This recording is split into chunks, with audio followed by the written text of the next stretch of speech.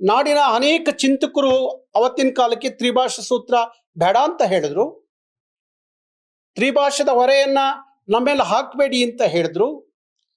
ಶೇಷಗಿರಿ ರಾಯರು, ಕಮಲಾ ಹಂಪನ್ನ, ಅವತ್ತು ಸೈನ್ಯದ ಮುಖ್ಯಸ್ಥರಾಗಿದ್ದಂಥ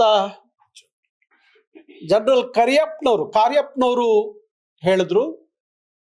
ಅವ್ರನ್ನೆಲ್ಲ ಏನಂತ ಕರಿತೀರಿ? ಅಶ್ವಥ್ ನಾರಾಯಣ್ ಏನಂತ ಕರಿತೀರಿ ಅವ್ರನ್ನೆಲ್ಲ?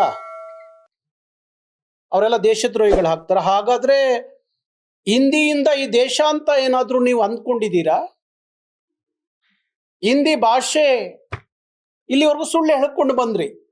ರಾಷ್ಟ್ರ ಭಾಷೆ ಅಲ್ಲದ ಹಿಂದಿಯನ್ನ ರಾಷ್ಟ್ರ ಭಾಷೆ ಅಂತ ಹೇಳ್ಕೊಂಡ್ ಬಂದ್ರಿ ನೀವು. ಅದು ಹೇಳ್ತಾರಲ್ಲ, 100 ಸುಳ್ಳು ಹೇಳಿ ಒಂದು ನಿಜ ಮಾಡ್ಲಿಕ್ಕೆ ಹೊರಟಿದ್ರಿ, ಸಾಧ್ಯ ಆಗ್ಲಿಲ್ಲ ಅದು. ಅದಕ್ಕೆ ಈಗ ವಿರೋಧ ಮಾಡ್ಲಿಕ್ಕೆ ಹೊರಟಿದ್ದೀರಿ. ರಾಷ್ಟ್ರ ಭಾಷೆ ಅಲ್ಲದ ಹಿಂದಿಯನ್ನ ಇಲ್ಲಿವರೆಗೂ ಹೇಳ್ಕೊಂಡು ಬಂದ್ರಿ. ನಾವು 1000 ಸಲ ಹೇಳುದು ಹಿಂದಿ ರಾಷ್ಟ್ರ ಭಾಷೆ ಅಲ್ಲ ಅಂತೇಳಿ 1000 ಬಾರಿ ಹೇಳಿದ್ರು ಸಹ ಹಿಂದಿ ರಾಷ್ಟ್ರ ಭಾಷೆ ಅನ್ನೋ ವಾದವನ್ನ ನೀವು ಇನ್ನೂ ಬಿಟ್ಟಿಲ್ಲ. ಗುಜರಾತ್ ಹೈಕೋರ್ಟ್ ಹೇಳ್ತು ಹಿಂದಿ ರಾಷ್ಟ್ರ ಭಾಷೆ ಅಲ್ಲ. ರಾಷ್ಟ್ರ ಭಾಷೆ ಅನ್ನೋದಕ್ಕೆ ನಿಮ್ಗೆ ಏನಾದ್ರು ಯಾವ್ದಾದ್ರು ದಾಖಲೆ ಇದ್ರೆ ಕೊಡಿ ಅಂತ ಹೇಳಿ ಗುಜರಾತ್ ಹೈಕೋರ್ಟ್ ಹೇಳ್ತು. ಆದ್ರೂ ನೀವು ಹಿಂದಿ ರಾಷ್ಟ್ರ ಭಾಷೆ ಅಂತ ಹೇಳೋದನ್ನ ಕೆಲಸವನ್ನ ಮುಂದುವರಿಸಿದಿರಿ. ಹಾಗಾದ್ರೆ ಈ ಭಾರತ ಒಂದು ಹಿಂದಿ ಭಾಷೆಯ ಭಾರತವ? ಯಾವ ಆಧಾರದ ಮೇಲೆ ಭಾರತದ ಒಕ್ಕೂಟ ಆಯಿತು? ಭಾಷೆ ರಾಜ್ಯಗಳ ಒಕ್ಕೂಟವೇ ಭಾರತ. ಇಲ್ಲಿಯ ಭಾಷೆ, ಇಲ್ಲಿಯ ಸಂಸ್ಕೃತಿ, ಇಲ್ಲಿಯ ಆಚಾರ ವಿಚಾರ ಭಾರತ ಶ್ರೀಮಂತಗೊಂಡಂಥದ್ದು. ಅದು ಬಿಟ್ಟು ಒಂದು ಹಿಂದಿ ಮಾತಾಡುವಂತ ಕೆಲವು ರಾಜ್ಯಗಳ ಕಾರಣಕ್ಕಾಗಿ ಹಿಂದಿಯನ್ನ ಬಲವಂತವಾಗಿ ನಮ್ಮಗಳ ಮೇಲೆ ಹೇರಿಕೆ ಮಾಡೋದು, ಕೇಂದ್ರ ಸರ್ಕಾರದ ಉದ್ಯಮಗಳಲ್ಲಿ ಹಿಂದಿ ಪರೀಕ್ಷೆಗಳನ್ನ ಕೊಡುವ ಮುಖಾಂತರ ನಮ್ಮ ಮೇಲೆ ಒತ್ತಡಗಳನ್ನು ತರೋದು, ಇದು ಯಾವ ಕಾರಣಕ್ಕಾಗಿ ಹಿಂದಿಯನ್ನ ಮುಂದಿಟ್ಕೊಂಡು ಹೊರಟು ಅನ್ನೋದು ನಮ್ಗೆ ಗೊತ್ತಿಲ್ಲ. ಹಿಂದಿಯನ್ನ ಈ ರೀತಿ ಮುಂದಿಟ್ಕೊಂಡು ಭಾರತ ಕಟ್ಟೋದಾದ್ರೆ ಭಾರತ ಅನ್ನುವ ಪರಿಕಲ್ಪನೆ ಉಳಿಯುತ್ತ ಅನ್ನೋದು ಸಾಮಾನ್ಯ ಜ್ಞಾನ ನಿಮ್ಗಿಲ್ವಾ? ಮಾತಾಡೋರಿಗೆ ಸಾಮಾನ್ಯ ಜ್ಞಾನ ಇಲ್ವಾ? ಹಿಂದಿಯಿಂದ ಒಂದು ಭಾರತ ಅನ್ನೋದಾದ್ರೆ ನೀವು ಹೇಳ್ತೀರಿ ಒಂದು ದೇಶ ಒಂದು ಭಾಷೆ ಅಂತ. ಒಂದು ದೇಶ ಒಪ್ಕೋತೀವಿ, ನಾವೇನು ಇಲ್ಲ ಅಂತ ಹೇಳ್ತಾ ಇಲ್ಲ. ಆದ್ರೆ ಒಂದು ಭಾಷೆ ಅನ್ನೋ ಮಾತು ಹಾಡಿದ್ರೆ ನಾಳೆ ಭಾರತದ ಒಕ್ಕೂಟ ಏನಾಗುತ್ತೆ ಅನ್ನುವ ಸಾಮಾನ್ಯ ಜ್ಞಾನ ಬಿಜೆಪಿ ನಾಯಕರುಗಳಿಗೆ ಇರಲಿ. ಏನಾಯ್ತು? ಪಾಕಿಸ್ತಾನ ಬಾಂಗ್ಲಾದೇಶ ವಿಭಾಗ ಆಗ್ಲಿಕ್ಕೆ ಯಾವುದು ಕಾರಣ ಅಂತ ಏನಾದ್ರು ಗೊತ್ತಿದೆಯಾ? ಅವತ್ತು ಪಾಕಿಸ್ತಾನದಿಂದ ಬಾಂಗ್ಲಾದೇಶ ಆಚೆಗೆ ಹೋಗ್ಬೇಕಾದ್ರೆ ಅದು ಭಾಷೆ ಚಳುವಳಿ. ಹಾಗಾಗಿ ಅಂಥದ್ದೊಂದು ಉದಾಹರಣೆಗೆ ನೀವು ನಮ್ಮನ್ನು ಪ್ರಚೋದಿಸ್ತಾ ಇದ್ದೀರಿ ಬಿಜೆಪಿ ನಾಯಕರು ಅಂತ ನನಗೆ ಅನಿಸ್ತಾ ಇದೆ. ಪ್ರಚೋದನೆ ಮಾಡ್ತಾ ಇದ್ದೀರಿ ಅಂತ ಅನಿಸ್ತಾ ಇದೆ. ದೇಶ ಪ್ರೇಮವನ್ನ ನೀವು ನಮಗೆ ಹೇಳ್ಕೊಡ್ತೀರಿ. ಯಾವ ಸೀಮೆ ನೀವು ದೇಶ ಪ್ರೇಮಿಗಳು?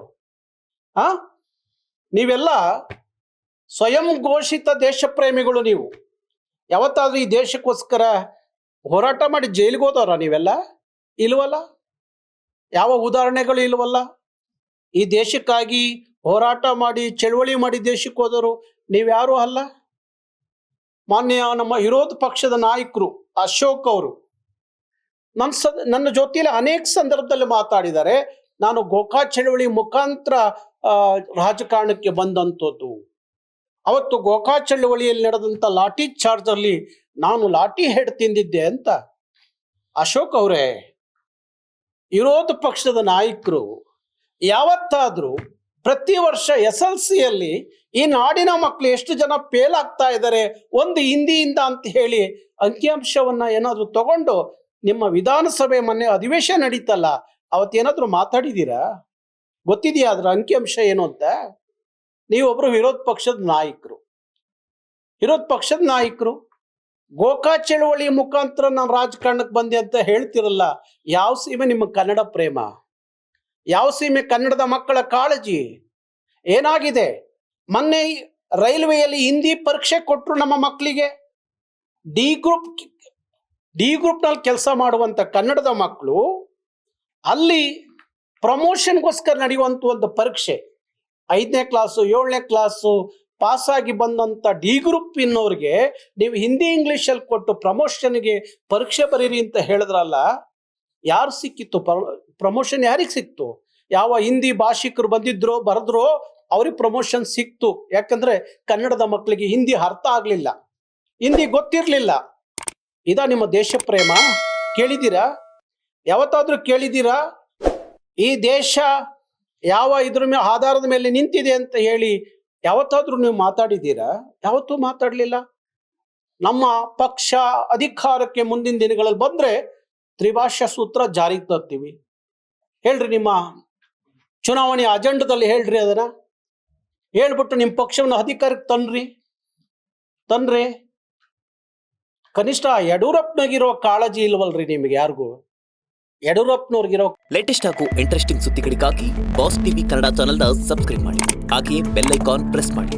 ಇದರ ಜೊತೆಗೆ ಫೇಸ್ಬುಕ್, ಇನ್ಸ್ಟಾಗ್ರಾಮ್, ಎಕ್ಸ್ ನಲ್ಲೂ ಮಿಸ್ ಮಾಡದೆ ಫಾಲೋ ಮಾಡಿ.